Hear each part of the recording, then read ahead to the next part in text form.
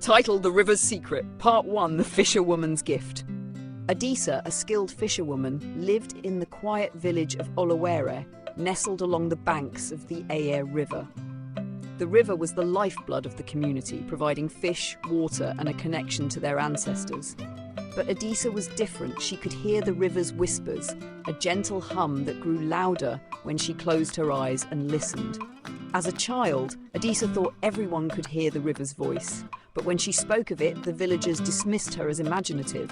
Only her grandmother, Mama Funky, believed her. Before her death, Mama Funky revealed that the Ayere River was alive, harbouring spirits who protected their people. She warned Adisa to keep her gift a secret, for it came with great responsibility. One fateful morning, Adisa discovered the river's song had changed. It was mournful, almost pleading. That day, she caught no fish, and the water had turned murky. The elders claimed it was a natural occurrence, but Adisa knew better. The river was in distress, and it needed her help. Part 2, The Stranger's Arrival. Days later, a wealthy businessman named Chief Ogunlaye arrived in Ayere with a fleet of trucks and workers. He announced plans to build a factory upstream, promising jobs and prosperity for the village.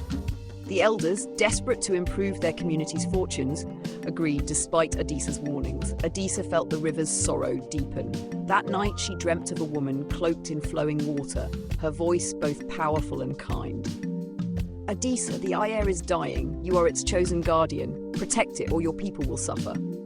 When Adisa awoke, she felt a strange energy coursing through her veins. Testing her newfound power, she discovered she could command the river, summoning currents and calming its waters with a flick of her hand.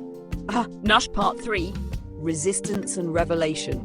Adisa began speaking out against the factory, urging the villagers to reconsider. But Chief Ogunlaye's promises were too enticing. Only a few, including her childhood friend Tunde, believed her. Together, they tried to gather evidence of the factory's potential harm. One night, Adisa and Tunde snuck into Ogunlaye's camp and discovered plans to extract minerals from the riverbed, a process that would poison the water. Before they could expose him, they were caught by Ogunlaye's guards and brought before him. Ogunlaye revealed his true intentions. He sought a mythical treasure buried beneath the Ayere, said to grant limitless wealth and power. He dismissed the river's spiritual significance as mere folklore. Part 4, The River Awakens. Determined to protect the Ayere, Adisa turned to the river spirits for guidance. Venturing into its deepest waters, she encountered the Lady of the River, the same figure from her dreams. The spirit explained that Ogunlaye's greed threatened to awaken Olorogun, a vengeful river spirit sealed centuries ago. If disturbed, Olorogun would unleash chaos upon the village and beyond. The lady bestowed Adisa with a ceremonial staff, a symbol of her guardianship, and warned her that saving the river would require immense sacrifice. Part 5, The Final Stand. As construction began, the river turned black and fish floated lifeless to the surface. The villagers, now alarmed, turned to the elders who were powerless to stop Ogunlaye. Adisa stepped forward, revealing her connection to the river and her role as its guardian. Some believed her, others feared her, but all knew she was their only hope. Adisa, Tunde, and a group of villagers confronted Ogunlaye at the construction site. When he ordered his workers to proceed, Adisa invoked the river's power. Massive waves rose from the Ayere, sweeping away equipment and halting the operation.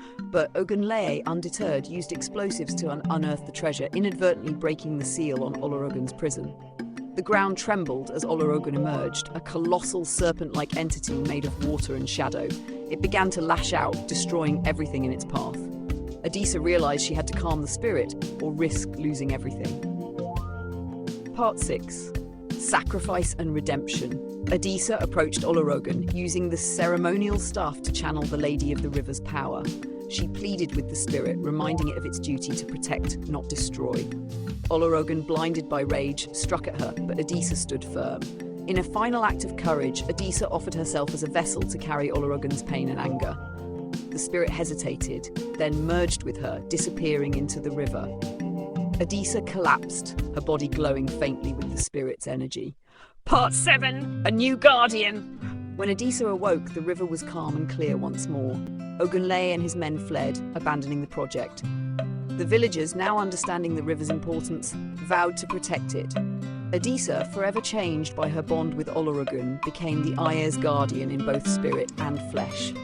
The river continued to whisper to her, but now its tone was one of gratitude. From then on, Olowere thrived, not through industry but by living in harmony with the Ayere, guided by the fisherwoman who became a legend. Thank you for watching this magical tale on Daline's Fantasy Stories. If you enjoyed it, please give it a thumbs up. It really helps us grow. Don't forget to subscribe to the channel and hit the notification bell.